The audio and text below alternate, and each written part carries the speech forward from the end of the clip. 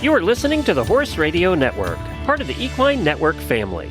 This is episode 103 of Retired Racehorse Radio on the Horse Radio Network, part of Equine Network, brought to you by Kentucky Performance Products and Cashel Company. Retired Racehorse Radio is your guide to the adoption, care, and training of the retired racehorse. Brought to you in cooperation with the Retired Racehorse Project and New Vocations Racehorse Adoption Program.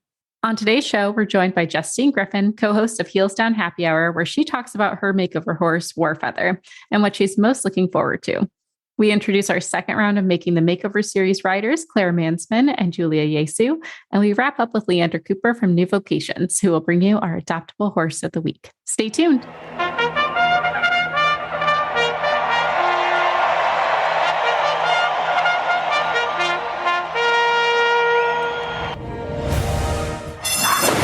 And they're off on Retired Racehorse Radio, the podcast that is your guide to the adoption, care, and training of the retired racehorse. This is Joy Orr in Detroit, Michigan. And this is Kristen Kovach-Bentley in Jamestown, New York, and you're listening to Retired Racehorse Radio.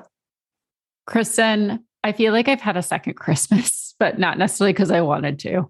It's a weird way to start the show. So, does that mean it snowed? Because we had snow today. So, I mean, we did have that too, which also felt very festive and miserable, but that's besides the point. I had to purchase some new toys for my tack box that I didn't think I'd have to. Ooh. Yes. I mean, a tack haul is always a good day. It can be. I'm slightly intimidated though. So my trainer came back from Florida, which was really nice to have her back. So I just had my first lesson, which went pretty well. It was a little Western in the beginning. My horse was quite fresh. I love Western. So, yes, as my trainer likes to say, she just wants to remind my trainer who's boss here. So haven't had a lunger all winter, but we lunged that day.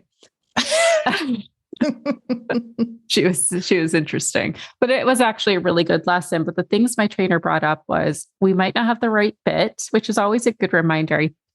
We had a bitting expert on last year from Bit Barn Canada. And one of the things they recommend is changing out your bit every couple months to keep your aids fresh and just, see what your horse likes. They change the same way that we do. And my horse is just slightly not comfortable in her bit anymore. And I noticed some TMJ was happening too with her last bodywork session. So we were going to try a happy tongue. And I always get a little nervous with my horse and new bits because we're very sensitive in the mouth and we are very loud when we don't like something. So I will have some content, I'm sure, for this coming week of what that's going to be. So hopefully she likes it. I just got the bit in the mail. But the other thing that surprised me is my trainer recommended riding with spurs for my horse. I've never ridden in spurs in my life. All my horses have been amazing on leg aids, and Astrid's not bad. And they're just, the ones I got are just little soft rounds. They're the softest spur you could potentially get. Oh yeah. Yeah. I know what you're describing. Yes. Just little roller balls. Yeah. Real soft, really easy. And it's really like Astrid's pretty good off leg aids until she gets tired. As soon as she starts getting tired, we fall completely on my inside leg. And I get Charlie horses and my hips have been hurting just trying to support her. I feel like I have the strongest legs in the barn now. Oh, yes. No, thank you. Yep. Yes. Like my ability to stay on like a koala is impressive these days from the muscle that I have built. You can just wrap yourself around that horse and you're like, nope. Yes, they have gotten quite strong and fierce. And I like, could I like crush a watermelon with my calves? I don't know, maybe, but we're not going to test it. Maybe this summer we'll see if I have the energy.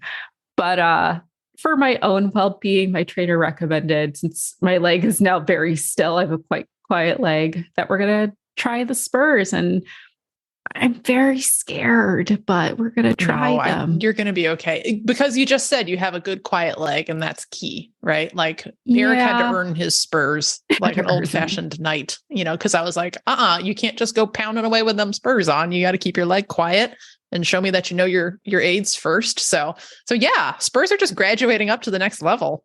I have to ask you though, since you do ride in spurs, or have at least, when introducing them, here's my fear. I'm not worried about like over pushing into my horse. I'm afraid of the first touch. And where are we going from the first touch, Kristen? Because my horse likes to overreact. Yeah. And I don't know, like, I don't remember like putting them on for the first time. I know I used them a little bit like later in the summer, when it was just time to refine the leg gait a little bit, and I think it's key that you just know when they're on and when they're off, so if you, can ride with your calf and your lower leg, in a neutral position, and then you can feel the difference when you have them on, Yeah. Because then, if you're not getting the reaction you want, then it's the same thing as like, oh, how much leg do I add? It's like, well, as little as you need, as much as necessary. And it's the same thing with your spur, right? Like just put on a little bit if you think you need it. And if you don't get a reaction, then you can put on a little bit more. And if, but you start with a tiny little itty bitty bit. And then, if you're like, whoa, lots of reaction, you can always take them off. So, well, that's helpful. Worst case, she's just going to jump to the side and or toss her head violently. So that is the nice thing. My horse. Don't think about it too much. Just think about it as like a little, just the same way you'd put leg on for the first time. Just I hate to say it. I'm probably going to do my test ride on our little draft cross that I helped train. Because that's not a bad idea. Yeah. Just make sure, that you know where your feet are and your spurs are. That's not a bad idea. Love her. She's the lazy boy sofa. Also rides horribly off my inside leg too. So it'll be good for both of them. But her reaction to things is typically just to stop in the middle and she gets overwheled. So I will know when I've made a mistake. So that's what's happening in my life. Content to come. How about you? I've had a day, man. Like I squeaked in here right before recording time. I feel like I look like, what am I envisioning? Like Chris Farley and Tommy Boy when he's all disheveled. Like I have like hair coming out of my braid. Sounds like most horse girls after the barn, but yeah, but like now I've been at the barn since 6 this morning and it's now like well after 6 p.m. So it's just been one of those days. I had like a little bit of a colicky horse. So I've been like watching him all day, trying to will him to poop. And, I know Eric mentioned on the Horse Husbands panel, like, we don't live in a very like wealthy horse area. So we have a really hard time getting vets. And I just could not find a vet that wanted to come out and look at him. I guess he just wasn't sick enough, but he was sick enough for me to be stressed about it all day. So I finally, by the afternoon, I was like, you know what I think I'm going to do? I'm going to try the put him in the trailer trick and take him for a ride. So he was just going to get like a scenic tour of the lake. But of course, because I keep the horses at family property, the trailer lives at my house, which is 20 minutes away. So I left him in the barn, tied up, no food. I was like, okay, this is it. This is your last chance. If you poop, you can go back outside. If you don't poop, then I'm going to go take you for a trailer ride. And of course, I got home, hook up the trailer, drive all the way back. And I opened the barn door and he's like, hi, I pooped. So, I like went to all the trouble to go get the trailer hooked up and all the way back down and didn't need it at all, but it was fine. So, but it was just like a comedy of small errors, so I have this bin that lives in the bed of my truck to cover the bed hitch because I have a gooseneck trailer. And I, was in such a haste. I didn't remove it. Like I didn't have it on the hitch when I hooked up, but I just left it in the bed and it's just a plastic bin. So of course it got like sucked into the vortex of space under the gooseneck. So I'm going down the highway and it's going like, boom, boom, boom, boom, boom, boom, boom, and I'm just looking in the rearview mirror, like this thing is going to fly out my gosh. And smack somebody. And like, I'm going to get arrested for like throwing things at other people's cars. So I was like, just stay in the bed, like trying to find the speed limit where it wasn't going to fly out. So yeah, it sounded like I put like a sneaker in the dryer because it's just back there going dunk, dunk, dunk, dunk, dunk, under the gooseneck part. And I was like, oh, and then of course I get there and the horse is like, surprise, didn't need it. So I was like, great. That was fun. Just took my trailer and burned all my gas for no reason. So it's fine, and then like to get home, it's better like, you did it. Exactly. Yeah. I was like, hey, this is like Murphy's Law of horses, right? Like if I hadn't done it, I'd still be sitting there. You would be doing this whole show alone because I'd still be sitting there waiting for a horse to poop. So yes. And the listeners would miss you, can be very bored of me. I'll tell you what. Well, I hope everyone can laugh at my trailer excitement. So well, I'm just glad you got like, poop out of the whole thing. I did. Is it crazy? Of course, while I was gone, of course, then you ground it into the ground. So yeah, exactly. This is what I do. Yes, watch horses. I never thought I'd pay this much money to be excited about a poop. But here, what I love is that our producer George is listening to this conversation, being like, "God, these girls are weird." So I know. You're welcome. It's amazing that we found people to love us, including George. But hey. At least you got a healthy horse. I hope he has a good evening and makes it through just fine with no reverse action. And God bless Eric for We're making sure that you got here on time. I got to send him a fruit Yes. basket or something. Yeah. Eric very nicely rotated out. So he is now watching the horse for me for the evening so I can relax and enjoy a podcast with you. Yes. So, I love it. We got to definitely reward our horse husbands with something, a kudos, a sticker. I don't know what they like these days. stickers, definitely stickers. Definitely stickers. But speaking of rewards, I know that I always feel rewarded knowing that my horse is healthy and happy. I use Kentucky Performance Products, who is our premier sponsor for her everyday care. And I hope that you will learn something from them too. So let's hear a little message from our premier sponsor, Kentucky Performance Products. This Nutrition Minute is brought to you by Kentucky Performance Products, the company that simplifies your search for research-proven nutritional supplements at kppusa.com.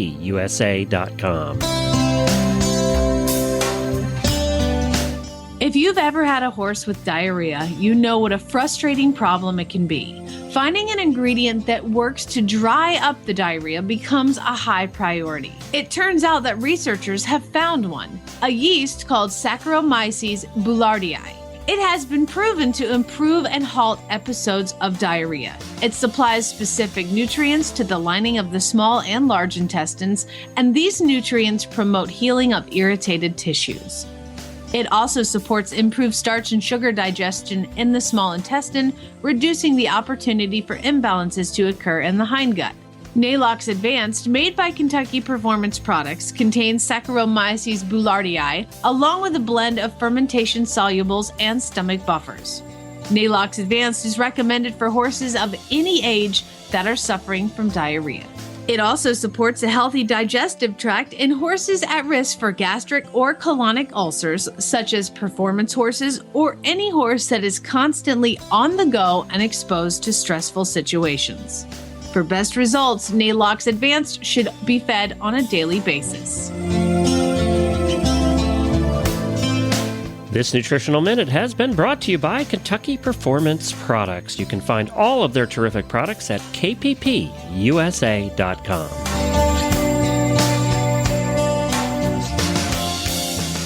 Kristen, I am super excited for our next guest because I feel like we're really rolling with the crossover themes right now. Like our last episode, we had Alicia Harlow from The Humble Hoof, and today we have Justine Griffin from Heels Down Happy Hour.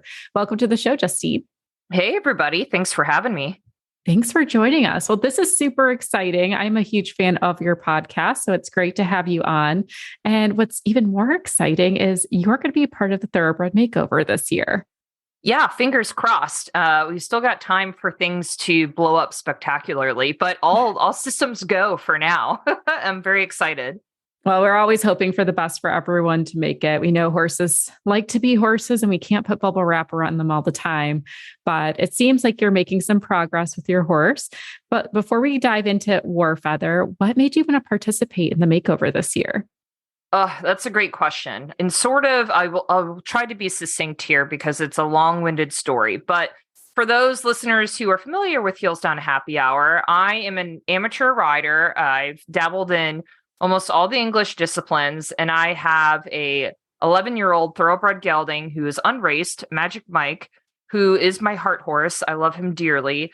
And I've done a lot with him. He, up until last year, was stepping into training level eventing. We were schooling second level dressage and getting ready to show. He had been my 3-foot hunter for many years. And then sadly, he had a suspensory injury last year. Actually, this month is quite literally the year anniversary. And it's been a really long slog, as I'm sure y'all are aware. It's soft tissue injuries are tricky. And we've had several setbacks, unfortunately, because he just wants to be bonkers sometimes, and you can't really blame him. This was a horse that was in very full work, and then all of a sudden his life came to a screeching halt. But all things considered, knock on wood, he's been a pretty good patient, but it's just been a long slog of letting him recover and getting going with the rehab, and then having a few setbacks. So I spent the majority of last year riding a lot of horses from a variety of different places. You know, Mikey lives at a dressage barn with my dressage trainer, and I've had the opportunity to continue to ride many horses there. I worked a little bit for my show jump trainer and was helping him school a variety of horses at horse shows and at home. But nothing is quite like having your own, right? Like being completely in control of your program. So finally, what happened was actually the woman I bought Mikey from many moons ago called me, and she sells a lot of horses off the track, and had one come in, this little bay gelding that was just a little bit too much horse for her program. She teaches hunter jumper lessons to children. And, he was just a little too much horse to put a kid on the first time coming off the track. And so she asked if I wanted to come see him, because I'll occasionally hop on and ride some horses for her. So I went to go see him, and then I decided he was coming home with me. So that's how I met Warfeather. Like it was right away. I knew I wanted him. So that was January, and he had last raced in early December. And so I quickly found a place to keep him. Luckily, it's just a little private farm across the street from the dressage farm where my other one lives. And he's loving life, living out most of the time in a pasture with a couple other buddies and learning the ropes of just being a riding horse, essentially. And he's super fun. We call him Wyatt in the barn. He's just a cute little guy. I love that. And have so you weren't ever necessarily horse shopping, right? You just sort of like, it just happened. It just happened. I will say I had almost broken down and bought another thoroughbred in the middle of that trying no horse year, but my husband pleaded with me not to, and I listened, and then I just could not control myself when I met Wyatt. So. I love those impulses. That's how my horse was too. I was avoiding my friend's new farm because she was being fostered there. And then as soon as I sat on her, I was like, well, I guess you're coming home now. Yep. It's a feeling, right? Where you're just like, the world is telling me something. So that's how I met Wyatt. And now we're, several months into our journey, and things are going really great. He's a fun little guy. I love that. And have you ever participated in the makeover before? No, I haven't. So sorry, that was the first part of your question that I forgot as we went along. I've always just really admired the event from afar. I have many friends and know many thoroughbred connections here in Florida of people who have gone. I've actually written stories for Hillsdown Magazine about the Thoroughbred Makeover and interviewed several trainers who have been multiple years. And basically the sentiment is the same across all the people I've ever talked to, just that it's a really amazing event that brings together so many people who really just love the breed and want to show off. They're good ambassadors of the breed and the horses that they bring to the makeover, and really show that partnership that you can develop, over the timeline of taking a horse off the track and training them for a second career. I just find it to be really inspiring, especially that it's open to beyond just professionals. I mean, I love watching riders like Elisa Wallace bring horses along, and it inspires me every day. But I think it's even cooler to see amateurs like myself have the opportunity to do something like this. It's just very inspiring. I feel like every person I've talked to who's been to the makeover just has a really tremendous story. And I'm a sucker for a good story. I'm a journalist by trade. That's what I do, my day job at a newspaper. And I'm just like, I would love to do this one day. So the timing seemed right. Mikey's still got months of rehab to go. So Wyatt has my full attention right now. And it felt like now or never. I had this opportunity after having a sort of slump of a year dealing with this injury and feeling really down about it, that now I have something to look forward to. And I really hope we make it to Kentucky in October. I love that. Oh my gosh. And I have to say, Justine, you embody what the makeover is about. Just hearing your passion and the excitement around being an ambassador for it. I'm really excited to see you there this coming year. And I have to ask, what has your thoroughbred experience been before the makeover? Because it sounds like you have a passion for the breed. I do. I'm definitely a thoroughbred person, and thoroughbred people are my people. Like naturally, so that's part of why I'm just so excited to be there and be part of that community at the makeover. So I've grown up riding thoroughbreds. I've been lucky to own many different types of horses, but I mean, really thoroughbreds who are what have made me the rider that I am today. And I'm grateful for many experiences, from being a kid in high school, competing in the hunters, to being very poor in college. And those were the horses that were affordable to me, but were still athletic enough to be competitive. And then even today, when I was an adult and finally felt like I was settled in my life enough to have a horse for myself, that's how I found Mikey. And he's been my horse of a lifetime. So I will always pick a good thoroughbred over anything else when I have the chance. And Wyatt is turning out to be exactly that. Just super athletic, super game, very rideable, really happy to do any job. And there aren't many breeds that you can say that about, that are happy to be so versatile and open to trying different things. And I love that about thoroughbreds. Well, and that's one thing I've noticed too, because my day job is communications for RRP. So I sort of like sit like a vulture in the trainers group and watch everybody's progress, and then share the fun stories. But I've been watching all year and I'm like, man, Justine is doing so many cool things with this horse, and I think that goes back to your background as a rider. And I think that's probably why Heels Down Happy Hour is so much fun, is because you are so well-rounded, as a quote unquote, just English rider, that you've done a little bit of all of it. So how are you going to kind of figure out what it is that he wants to do specifically at the makeover? That's a great question, because a lot of people have asked me, like, are you going to do eventing? Because that's what I was doing most recently with my other horse. And I just said, whatever he wants to do, like, he's going to tell me. And that's kind of how I did it with Mikey. I bought that horse to be a hunter. He had a lovely, natural, rhythmic canter, so he could do that job. But I really think that horse is going to shine as a dressage horse mostly in his life, especially once we get past this period of injury and recovery. Mm-hmm. And same with Wyatt. It's really whatever he wants to do. I'm a big believer in groundwork and flat work, so that's what we started with. And flat work is a never-ending journey, no matter how far you go down that road. And I have a great dressage trainer who's helping me with Wyatt, and who is also a big believer in thoroughbreds. So that's mostly what I'm focused on, is just making him as rideable as I can and just building some fitness there. And then he seems to enjoy the jumping. He's gone to a couple of events, like he went to his first 3-phase event just recently, last weekend, actually. But he's been to a couple of like local hunter jumper schooling shows. I took him to a hunter pace and he really seemed to enjoy that. I'm kind of missing the fox hunting season, but I've toyed with the idea of like, I wonder if he would like that job. Right. Yeah. If he's doing a hunter pace already, that's kind of the next step up. Yeah. Yeah, exactly. And we've got a really friendly fox hunting group out here that I think it would be very easy to get him going there. I just don't know if we're going into the worst time of the year to be in Florida, where it's very hot and muggy.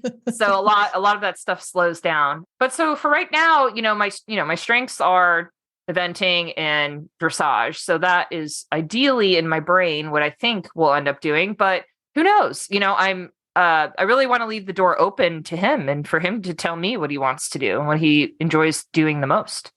Yeah. And you've plenty of time to decide too. So it's just more exactly. It's like what's emerging as a direction. So in your training so far, what's emerged as maybe Wyatt's biggest challenge? And then opposite to that, what's been sort of a pleasant surprise for what's been easy for him? Ooh, that's a good question. So he is a fairly typical thoroughbred. He's a little bit older than most. I would say he's 8 years old. So, I feel like when they've been on the track a little bit longer, you want to give him a little bit more grace. Like he's an adult. He's grown up on the track. So some of these training techniques, and they're just hard and fast in him of, this is what I know how to do, lady. So I've tried to give him the space and the time to get used to those, get used to like, well, I'm going to change things up on you. I am going to be the fattest jockey that's ever sat on your back. So get ready for that. And I'm going to bounce on your back, and my legs are going to slap alongside of you, and you just have to get used to that. So he, naturally is a little reactive. So settling in to understanding the aids, is going to be a longer, slower process. And I'm fine with that. I want him to be comfortable. Going in a circle is still hard, understanding the concept of bend, like these very elementary things, but it's really rewarding. Like this morning, I had a dressage lesson, and we just had like a brief half circle moment of where he went, oh, I get it, and then you feel that softness and he's like, oh, I can lift my back a little bit. And that feels kind of good. And you're like, yeah. Don't mess anything up. Keep going with whatever you're doing right now, and and just trying to log more moments like that, right? It's so incremental right now of just, you're figuring it out, dude. I will say, so the most challenging thing with Wyatt was understanding how to get on his back. Obviously, thoroughbreds that come off the track, right, they're not used to standing at a mounting block for an amateur lady to take her time crawling up there, right? So when I picked him up, my friend who I bought him from warned me that he was a little funky, and that the intel she'd gotten from his life at the track was that they blindfolded him for people to get on. I guess okay. Yeah. And I was like, oh, okay. All right. And then I figured out real quick, like when I got him home, like, okay, she wasn't kidding. That he had a lot of anxiety about that. So, and it was, he would bolt off. Like, you would have one foot in the stirrup and he'd leave. So, and he would go very fast. So I never blindfolded him. I just didn't think that continuing that would be the answer. But we spent like 2 months on the ground as part of, the groundwork routine of standing next to the mounting block, eating a bucket full of food while I stood on the mounting block next to him, and then eventually touching him on his back, leaning over his back, putting his saddle on, then leaning over the saddle on his back, backing up, standing quietly, walking off. I just did not rush it because that's dangerous, right? A horse that's going to bolt off from the mounting block, that's how you get hurt. Yeah, right. So I did not want to get that wrong. And there are still moments to this day where you see him get worried, like he sees you coming and he gets a little worried. For example, we were at the Florida Horse Park over the weekend and we had like torrential, crazy rain, tornado watches. The whole horse park was just a mess the next morning after this terrible storm. And even after the storm passed, it was just crazy windy through the barns. And he was very unsure of me getting on that day just because he was nervous. He'd spent the night in a stall. He's not normally stalled. So I got on him in the stall and we left the barn that way because it needs to be safe every time. And then it got better, so that's just going to be a long game for him too, realizing that there doesn't need to be anxiety about me climbing on his back. Oh, that's it's such a small thing that you don't think about until, you throw a leg over and you're like, oh my God. Yeah, right. Yeah. Right. Yeah. Well, good on you for, taking the time he needs. And gosh, you wish they could talk to be like, buddy, what happened? Like, why? Right. Exactly. And I looked up a bunch of his racing videos and, he's running in like a typical face mask with, typical racing blinders.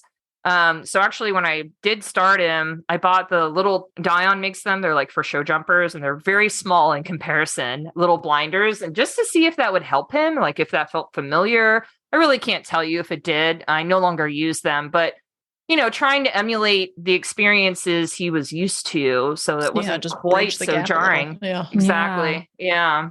If only we could get therapists for our horses. I know, right? Gosh, it would be game changing. But it sounds like you're doing all the right steps, and he is clearly loved, Justine. You're doing a great job. Oh, thanks. Of course. I'm excited to see your progress. And I know we could go much longer, ask you a ton of questions with your history and thoroughbreds. We definitely need to have you on again. But why don't you tell us a little bit about Heels Down Happy Hour and where our listeners can tune in?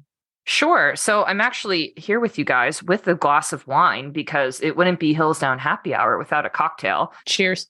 Cheers. So if you're familiar with the Horse Radio Network, Heels Down Happy Hour is another show on the Horse Radio Network. I am one of the hosts along with Ellie Woznicka, who's a horse trainer in Pennsylvania, and Jessica Payne, who's a 5-star eventer and one half of Payne Equestrian. Her husband is Doug Payne, who is an Olympic equestrian. And we get together in the evenings and talk about everything that's going on in the Olympic disciplines, what's happening where, at which shows, what's going on training wise. We try to tackle more lifestyle topics that affect equestrians, whether you're an amateur rider like me, whether you're a professional, whether you keep your horses at home. And most of the time we're just pretty silly. So you definitely come for a good laugh. We currently record episodes once to twice a month, and you can find us on the Horse Radio Network app or wherever you download podcasts. I highly recommend their show. It's one of my favorite to listen to when I'm at the barn. So definitely check them out. Thanks so much, Justine, for coming on, and best of luck to you and Wyatt. We can't wait to see your progress. Oh, thanks so much, guys. I'm here with Tony from Cashel. You all know it from the ads you hear all the time on this show. But we're at the trade show, and this is the point of time in the year where we find out what's new coming out. So what's Cashel have new coming out? Oh, we've got a great lineup of 32, 34 wool top pads. So describe them. 5 different colors, real vibrant, bright, sharp-looking pads. What makes them different? Well, it's the fill. The wool felt on the inside is a natural felt, and the fleece on the bottom is 100% merino. Oh, really? Okay. So these are soft and squishy pads. Well, not real squishy, but soft, and they do absorb shock and saddle fit. What would they retail for? What are those? That's about $119. That's the right price. Yeah. Anything else new with Cashel coming out? Oh, we've got more saddle pads coming in the fall, new strap line coming in the fall. It's a two-tone that looks great with a great buckle set on it. We're always in development, so there's so many projects in the works. What's still your most popular product? Is it still always the same things year after year? Fly. You bet. Yeah, Fly that's what we all protection is always it. That's how I knew you in the first place was fly masks. Yep. Yeah, many years ago, we were primarily fly masks and kind of had some tush cushions and a few odds and ends. Today, we've broadened that offering to saddlebags, strap, head stalls, breast collars, bell boots, leg protection, and it continues to grow. Is there a place where somebody can go and see all the products? CashelCompany.com will give you a good offering. There you go. Well, thank you, Tony. It's been fun seeing you again. Hey, thank you. Good to see you. Joy, I'm super excited to bring on the second half of our Making the Makeover trainers because we have a really fun group this year. So tonight we have the other half. We have professional trainers Clare Mansmann and Julia Jesu. They are both makeover veterans, I believe. So we're super excited to have them both on the show. So welcome, Clare and Julia. Thank you. Happy to be here. Thank you. So, Clare, we'll start with you. Maybe it's easier to ask you which makeovers you haven't been to. Yeah, in varying degrees. Well, first of all, I have to say I'm so excited to be on here with Julia because the very first time I actually met her, she actually just recognized my voice across from the other set of stalls and didn't see me, but I'm that loud of a person. That she yelled out my name from across the way. So that's how we officially met. So this is really fun. That's so funny. My husband and I started coming to the makeover the year it came to Kentucky. Was that 2016? Yeah, that sounds right. And we've been there ever with 1 to 3 or 4 client horses ever since. Yeah, there was definitely one year I remember you rolled in with many, many horses. Yes. Yeah. I think that was 2019. It was a lot of client horses. And then alternately, I've had 2 and my husband's had 1 or 2. He usually sells his first. So is it a race every year? Yeah. So the general race with Tom is that he sells them and then I steal his really nicely trained horses. That's how we do things. That's a good system. My favorite. So, Julia, you have been around at many makeovers, but not always as a trainer, right? You also braid, don't you? Yes. So I braid every year that I've come. I've been coming also since 2016. In 2016, I came to coach a student of mine. And then I skipped 2017 because I bought my farm that year, but I've been to every single one since. 18 and 19 with horses, but haven't had a horse at any others since. I've just been braiding at the others. And the braids are spectacular, by the way. So thank you. It's how I pay to go. Right. Yeah. I mean, you might as well if you're going to go. That's and so many people, I think it's really special for people to get their horses braided at the makeover because some people just don't go to a lot of shows where they would need to braid. And I know, we had a trainer last year who was like, oh, when I saw my mare in braids for the first time, I got tears in my eyes because I just hadn't ever seen her, all dolled up, ready to show. So yeah, that's I think an unsung hero kind of service of the makeover is, our braider community who comes out and makes all these horses look like $1 million. It's awesome. So yeah, thanks for being here. It's fun to, kind of follow along with the horses that you've braided and see how they place. And then if they make it into the finale, you get to braid them again. So it's just fun to it's like a different way to be part of a team, even if you're not riding.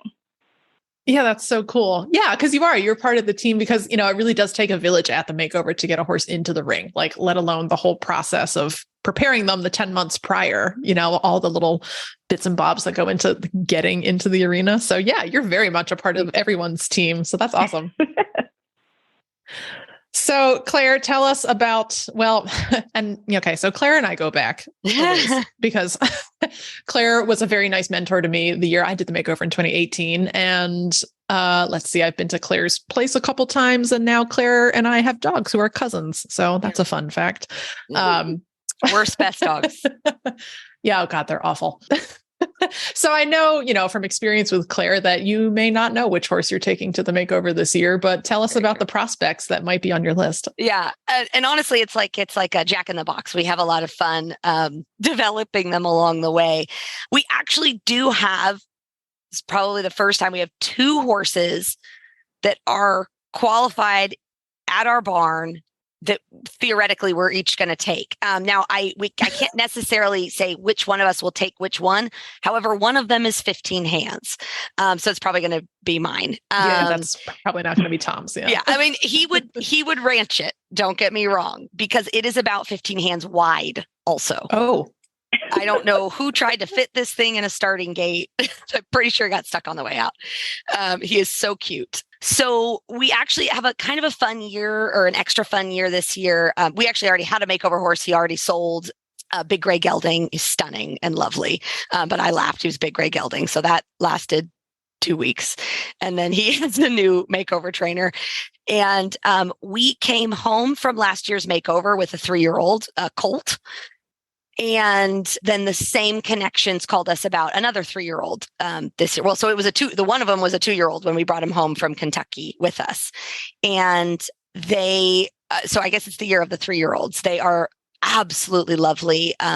We've had some horses from these connections before, and I'm just different breeders, but it's just all the same connection of people from the bloodstock agent, and they are so well started and such lovely animals that it's a true pleasure. So them being 3 is kind of just really not an issue, but it's baby horse time for us. We are walking a lot.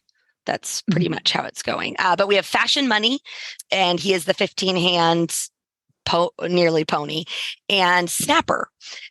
Snapper did not actually race, but he had a published work, and he had a mild sesamoiditis, and they stopped. And since we were in Kentucky, they asked if they could send him home with us they just thought it would be better. They have really nice horses, and they're going to just get them ready for a new career if that's really where they're slated to go. That's nice. That's nice to have connections like that who, horse first. And so his jockey club name is Snapper. It is Snapper. That's so cute. Yeah, I know. And he's so cute. And he has probably grown a hand since we picked him up. Oh, he's kind of a strapping gentleman now. And he was sort of an awkward, not strapping gentleman when we picked him up. Bless. Yeah. Yes, 3-year-olds is too young for me. So yeah. This is why we need trainers like you. Julia, how about you? What have you got on deck for the makeover this year? So I had 2, and they've both sold already. One was also, So I actually sat on my new one for the first time yesterday. His name is Indian Counselor. He's by a painter, and he had 24 starts, but he made a bunch of money. He made almost $200,000. Ow. And so he was ran well enough. But we had sourced him for a kid who I actually coached at the Mega Makeover, Summer Chestnut. They wanted to do it again this year. And so we'd found him for her. And then when mine sold, I had approached her mom, and I said, "You think we could just maybe do a team?" So I emailed the secretary last night. I haven't heard back from her yet, obviously, but I was like, just to make sure, because I read the rule book, but I want to make sure I can switch my entry to a team entry. But that's probably what we'll end up doing. Oh, fun. Yeah. That'll be a lot of fun to hear about, how a team works out. And we know the Chestnuts, they're good volunteers at the RRP. So that's fun to have it on the family. They're wonderful. Yeah. And I hear that painters, I've heard a lot of good things about painters as sport horses. So it'll be fun to hear how your guy comes along. Yeah. He's like super intelligent. he's definitely really body sore right now. So we're working, a lot with the vet and the chiropractor just to kind of get him feeling better. But he's smart. He wants to be good, which is half the battle. He wants to try. Right. Yeah. Yes. Yeah. So he's mentally set up for success. Good boy. Mentally set Yeah. up. I like that, Krista. I like that. I feel like my horse is the opposite. The body is the right place. The mind is somewhere else right Mind now. is scattered. The mind is not handling all the seasonal changes we've been having. That's where we're at. But Claire, tell us a little bit about the horses you have and how you came to pick them. Like, did they just fall into your lap, or did you seek them out? No, they fell into our lap like most of our horses. I hear Kristen laughing because that's sort of what happens. We did actually, the gray horse that we sold, we did pick from Mid-Atlantic, with Bev, because Mid-Atlantic, we have gotten some horses, several from Mid-Atlantic Horse Rescue, and she does a great job. And she does a great job explaining the horses. But we picked it, and it, Liz Mraz, another makeover trainer, already snatched him up. So, no, we said yes to these connections. Let's see, this horse we took to the 2017 makeover, Nush's Tail, came through these connections, and that was a fabulous, fabulous horse. He's in a show hunter home now, and just thriving. And we've actually trained some horses for hunting, fox hunting, and things like that. And we've taken, whenever he calls, it's usually, he knows what we're looking for, and it doesn't have to be a high level horse. It just needs a great brain. And even if there was an injury like snapper, or just that, like Cash, we call Fashion Money Cash, just slower than molasses, that we're going to, they have a place because they're well started. They have great brains. And also, like, these are nicely bred horses. They're lovely. So the one I've really kind of taken on, Cash, being 15 hands, that's pretty small, but he literally is, he's like what we call Baby Dude, my 2018 horse. He is short coupled. He is about 15 hands wide. In fact, I wasn't certain what saddle would fit him, because he's that wide, but luckily he has just enough wither. He has this beautiful hind end, good feet, just a great brain. So the hard thing about the 3-year-olds, somebody asked me recently, I can't believe he hasn't sold, because actually a teenager came to look at him, and they loved him. They rode him great. But I think in a very mature decision as a teenager, they went, well, I only have so many years before I go to college. So a 3-year-old is hard because they're not doing a ton this first year. And from eventing, you can't even compete them. So I think at her age, she rightly decided, I'm just going to look for a horse that, is a little further along, because she only has so much time that she can do the things she wants to do as a junior. They're not very exciting in the sense that now, as far as like a sales video or moving them on, is he mostly hacks. Yes, he has popped over jumps. The plan would be to do the show hunters with him, because I think it's a great way to start. I've taken another 3-year-old. It's a great way to start any horse over fences. And I don't think there's any problem with them popping over a 2.6 jump. It's about the same size as their canter stride, but they don't do that every week, and they don't do it every day. And so most of the time they're ponying, riding through the field, and going for hacks just to get strong. So they're fun for me because he's so sweet and he's really fun to work with, but their workload is light. So videographically speaking, they're not the most exciting animal in the world to chronicle, but we really are setting up their bodies and their brains for their future. I don't expect to sell them often as a 3-year-old. Many people are good at that, but that's with our training program, definitely being on like the long, slow road. If somebody approaches us, that's great, but they're training for the long run, not really training for the sales right now. And then we'll have like a week we're going to take them to the Upperville Fun Show. So these horses are actually going to go to Upperville, the oldest horse show in North America, I believe. And but they have a local stay. So we're going to take these babies in the 2-foot hunters, and it's going to be ranchy, and it's going to be great. And they'll be totally ready for the makeover when we're done. Yeah. If anybody, you're definitely braver than I am, Claire. Like I don't know. I'm still that dressage girl. I'm like, limited risk. Yeah. Limited risk sounds great to me. So props to you and what you're trying to do here. Julia, what about you? How did you discover your horses? Because what's interesting about you both compared to our last episode is you both have businesses. You both have an assortment of horses you can be picking from, where I feel like the other two who you'll get to meet later on throughout the series, it was a little more handpicked because they're amateurs coming into this. So Julia, how did you decide on the horses you're thinking of bringing? Yeah, so I am a professional, but I always joke that I'm these days like mentally very much an amateur. I like in the past few years have had a bad couple of falls. The last one resulted in a bunch of broken bones, and it's just like silly baby stuff. You know, when you're a young professional, I think we all kind of make the mistake of just, you're trying to make money, you're trying to get the business going, you sit on anything and everything. And I got hurt a lot doing that. So now when I look for horses, I look for things that I think like, could an amateur ride this? Is it going to be quiet? You know, is it going to have a good brain? Is it going to get upset if I make a little mistake? Is it going to be upset if a kid gets on it and makes a little mistake? And it's hard, you know, when they're first coming off the track, it's hard to figure that out. But normally, you know, if you spend a little bit of time with them, you kind of can figure out which ones are the right ones for that. And a lot of mine work into my program. So like my 2018 horse is teaching lessons now. And I think it's because I went into it with like, is he going to be quiet enough to do something, you know, with an amateur after this? Because a lot of times the ones that I'm getting in have to be for sale eventually, because that's part of the business. And I'm not selling to other professionals generally. So I try and think, is this something that's going to be rideable and marketable for an amateur? Is it going to be something that's amateur friendly, you know, down the road at the end of the makeover? That's love so that. good though. That's, you know, I mean, that's like knowing your business model for sure. So yeah, knowing who you're serving. And I think that's always the question that I have, because, you know, I'm toying with the idea of doing the makeover next year. Kristen, don't pressure me right now. We'll do that later.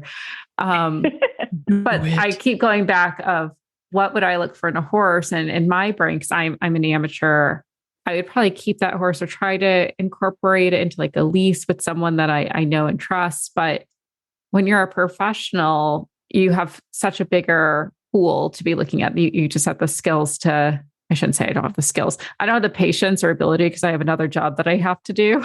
That's really what it is, to bring some like a 3-year-old like Claire, bringing that horse along and developing them, because they just need that extra time and attention, as opposed to kind of the unicorn husband horse who's just ready to go and get into training. So as professionals, I'll start with you, Julia. You're looking for that more amateur friendly horse. Is there anything on a conformation end that you're looking at specifically? Not necessarily always. I mean, I try to find, you know, I don't want something that's super downhill. When I'm thinking about an amateur rider, are they going to be able to easily put it together? So I don't want something that's super long backed, like something that's a little more short coupled, a little easier to put together. But otherwise, I mean, you know, basic stuff. Like I want straight legs. I don't want something that toes out or anything like that, because I do a lot. I used to do eventing back in the day, but I really sort of gear towards more the hunters these days. So I need to, you know, make sure they're not towing out or anything like that. It's going to make them paddle, make them not, you know, as desirable of a mover for the hunter ring, but especially the uphill, you know, sort of the uphill build and the uphill mover, because it's just harder for either a kid or an amateur to have to constantly be trying to ride, you know, from back to front and ride that downhill horse up. So that's really the biggest thing for me. Makes a lot of sense. Yeah. It does. Claire, what about you? What do you look for conformationally in your horses? I mean, I'm the same with Julia, that actually the conformation of between their ears is the most important. And very often we don't see the horses before they come to us. So I can give an ideal, but, you know, if they have a good brain, the good thing, well, we always joke like the uglier the better. Like I find horses with like the ugly head or whatever, like it's the Seabiscuit theory, like they're sort of kind of gems.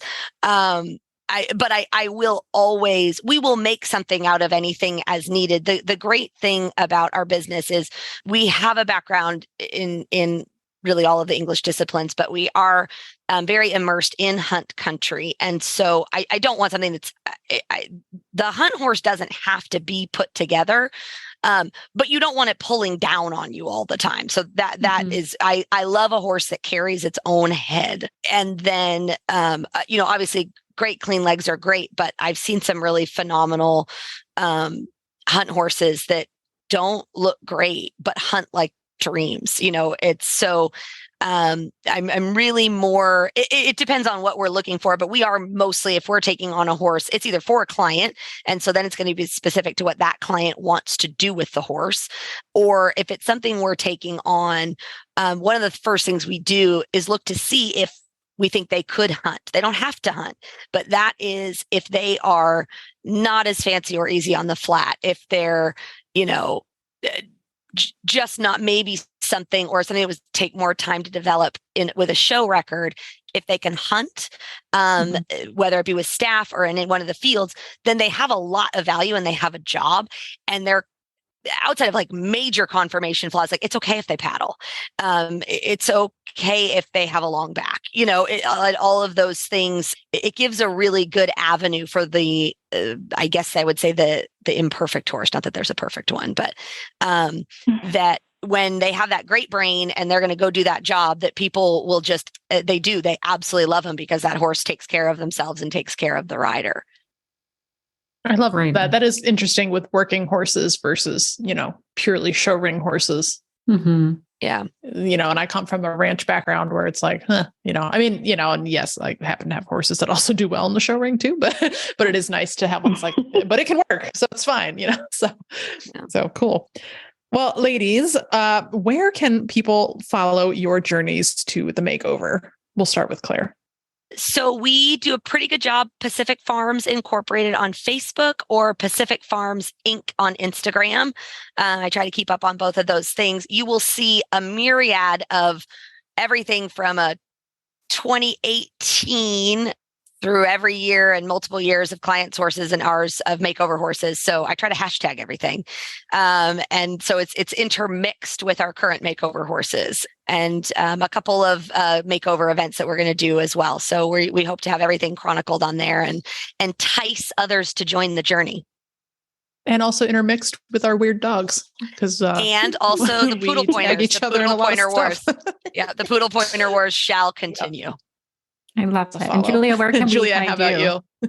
So I have a farm page also. It's Close Up Show Stables, and that's on Facebook and Instagram. And then on my personal page as well, which is just my name. But on my Instagram, you'll also get not only horses, but intermixed with all kinds of food stuff because I'm a big foodie also. So Julia, you and I are going to be best friends. I'm in. Well, it was super great to meet both of you, and we're looking forward to following your journeys this year. Thank you so much, guys. I look forward to speaking with you again. Yeah, thank you. I'm so excited to be on here and really excited to follow everyone's journey. Especially with performance horses, flies can really be a nuisance. Fly predators are a great investment of all the different poisons and insecticides and different things you could use. I don't know of anything that is more economical and more effective than Spalding fly predators. Well, Kristen, I know it's not horses all the time for us. We're still people. We still got other things going on. And I know we reached out to our listeners to see what other things they like to do outside of the barn. I know for me, it's no secret. I love cooking and baking and just eating in general. But what are some of the things that our listeners shared? Yeah, it's a pretty fun range. So let's see. We had a lot of gardening. We had a lot of reading, weightlifting, hiking, knitting, sewing. Oh, let's see. More gardening, music, sewing, again, reading, planning and journaling, sewing. There's a lot of sewers. I think what we need to do, Joy, we need to get some of these people on some RRR logo wear. I think so. Like, who wants to volunteer? It sounds like a good time.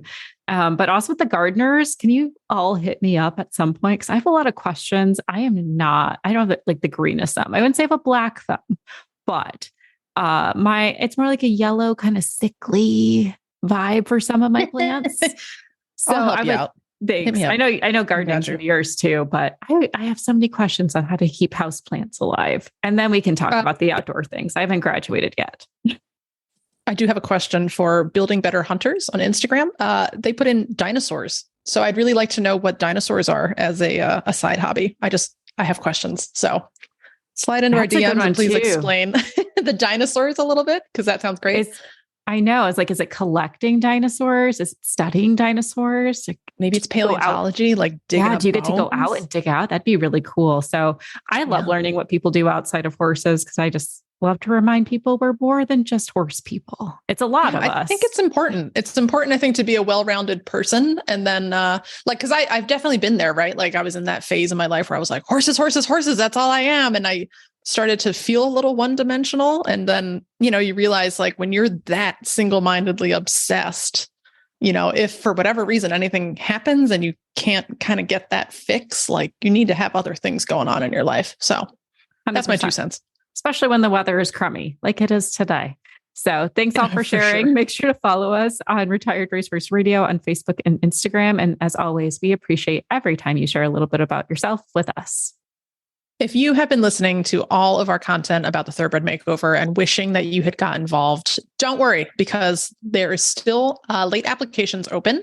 So you can still apply through the end of June to compete at this year's makeover. So if you have a horse that's eligible and you've been listening to all of this great content and wishing that you just hadn't waited so long to get involved, it's not too late. Head over to therrp.org and log into the portal to get started now. Even under the best circumstances, travel is stressful for horses. We've all been there, stuck on the side of the road in the middle of nowhere. You can make the journey knowing that US Rider is there for you.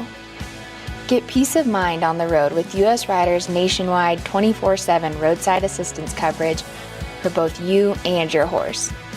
Join today at usrider.org. Well, one could argue this is the best part of our show. We have Leandra Cooper coming on from New Vocations to bring us another training tip and adoptable horse of the week. Welcome back, Leandra. Oh, always nice to be back. Thanks for having me. Oh, it's always a pleasure. And I always feel like I learn so much from you every time that you come on, as well as Winnie. You both are just a wealth of knowledge. So it's great to have you as partners here. And with the changing weather, our horses are getting a little fresh. They're ready to get out of the indoor, and so are we for the most part. We would love to get your take on how do you introduce your horse to their first trail ride? That is a great question, because I feel like that is one that people see with high risk, and there's certainly high rewards. It's worth it to get them out there, get them used to it. So I would say when we're trying to start horses in that direction and give them a taste for the trail life, that one of the best things that I would recommend to do when possible is to take a seasoned buddy with you, as horses are herd animals. And while they may see you as a leader, it always helps to have a visual, which they can't have when you're on their back. And sometimes we have, in cases where we maybe don't have a horse who's going to be a solid citizen, we'll have actually a person companion be part of that first walkthrough. And asterisk to that being the other part of my recommendation, which would be to make sure that you kind of set the bar low so that you can set them up for success. So I wouldn't go tackle a 10-mile trail on your first time. I would set them up best by, and again, you kind of have to know the space a bit, but set them up for a short trail, one that doesn't have a lot of moving parts, let's say. So if you can have more of like an open field, like things are very visible, low risk of things popping out that could make that a bad experience. So as predictable and as friendly and inviting as possible. And again, that really just depends on knowing your situation, but that really benefits you in being able to create a good experience so you don't have to work on undoing bad ones later, especially when you're in an environment that you can't control very much. So the more that you know it and the more you can set them up for success, the better. And then I would also say, if you think that your horse is going to be anxious, do something confidence building with them first. So that might be doing arena work doing a pattern that they know and are good at, doing a long warm up in a more controlled environment, even if that's just walking and doing ground pulls and kind of getting their brain engaged and getting them feeling good. I would say that, or even say that you're trailering out to somewhere, like bring a lunge line or let them graze and walk around first and do like a nice long walk warm up in maybe an open area before the trailhead. Again, you're going to have to adjust depending on where you are. But we as people can certainly play a big role in making that the best experience possible by using the tools that we have to set them up for success as best we can, in summary of all the things that I could say. That would be my top recommendation. And then bring a buddy if you can, who will be a stable influence throughout whatever happens. Excellent pun. Yes. I absolutely love that advice. And I know some people kind of just have the opportunity to get involved quickly, like Kristen, who doesn't have an arena. Her horses learn to be outside of an arena very quickly. Yep. But for those of us who do have arenas, it can be intimidating to leave it sometimes. So my horse is quite fearful of anything outside the arena. She is very much a dressage pony. She likes her sandbox and she likes her rails. But what I like to do is we started just a little bit at a time after arena rides, or maybe it's just like coming out of the arena and going slightly down the driveway. And as soon as she got a little tense, we would just give some scratches, wait for the breath out and turn around and come back. And it was like very low level, less than 5 minutes typically. And we've slowly worked our way up to the end of the driveway. And she's not a fan of cars. So we don't go near, we're on a dirt road. So we don't do that, but we do have far pastures that she's typically not in. So a lot of times there aren't horses in them because we rotate. And so we'll use one of the far pastures and just ride in that unfamiliar space. But I close the gate just in case. That's a good call. Those baby steps will add up too, like a little short 5-minute ride, do it 5 minutes, then 6 minutes, then 7 minutes, and then suddenly you're out hacking around. So we do. I do find it interesting, Leandra, that, I find it interesting that Leandra, that you have good experience going into a field as opposed to like, and I don't want to go on like a closed in trail, where there's like branches scraping on me, because that's also scary. But like and this is probably a me problem, but I'll get out into the field and it's like, whoa, so much space. And then it gets like a little Western. So I always like to go on something that's like we have a nice rails to trail system here. So that's like a really nice width where there's room for the horse to go side to side, but they're still sort of enclosed by woods, but they're not like tight in scary woods. So it's a really nice intro to an off-property trail ride to hit up a trail like that. And just in case anyone else is like, oh, the field is intimidating. Like it might be, stay on the edges maybe to start, or if you have a mowed path, horses seem to like a path to follow. Yes. So and if your horse is coming right off the track, then they're used to having the guardrails and they're used to having like that structured environment. So the more structure you can find in it, the better. Yeah, absolutely. Yeah. Cool. Well, everybody, if you're hitting up for your first trail rides, let us know how it goes. Yes. And wear a helmet just in case. Always wear your helmet, but especially on your trail rides, I can advocate for it more. Just for like the bushwhacking effect, Yeah. Like, oh my gosh. Yeah. The amount of times I hit my head on branches, I'm like, oh my God. I do this without a helmet on. This is just a fun tangent. But, and it wasn't on a thoroughbred. Like my horse is luckily she's 15.3 at best. So it's, we get away with things, but I was 13 and I thought it would be really fun to sign up for one of the St. Jude trail rides. They used to do them all the time up here in Michigan. And I had a 17.3 Percheron thoroughbred cross. I'm like, I'll trail ride this horse. I wasn't getting hit with little branches. I had full on branches and like kind of had to hang on my horse's neck and just hope I didn't fall out of the saddle. It was a horrible life choice on that end, but she was great the whole time. She took it like a champ. Right. And then when you have to duck and you have like a greenie and they're like, oh God, why are you on my neck? And then they're running and you're. Yes, it could go a lot of ways. Like she was still a green bean, but just a solid citizen. But speaking of solid citizens, let's introduce our horse of the week. That's not her name, which is really her name. That is her name. Exactly. Just to make it super confusing. So that's not her name, who we call Tina or Tina Stacy Jane, just to confuse everything, which is just like a Mod Podge, because why not? when that's her name, you know. But Tina, who, as I call her, is the 2015 mare. She's a dark bay. She's really stunning. She has a lot of the like almost black sort of quality to her. And only was lightly raced, had 3 starts, never placed, just kind of slow, and hasn't raced in 5 years now, almost 4.5, 5 years. But she's a horse who has come back to our program. This is the first time I've had her. She was actually adopted out of one of the other facilities before. And this is most definitely my favorite horse to ride in the barn right now.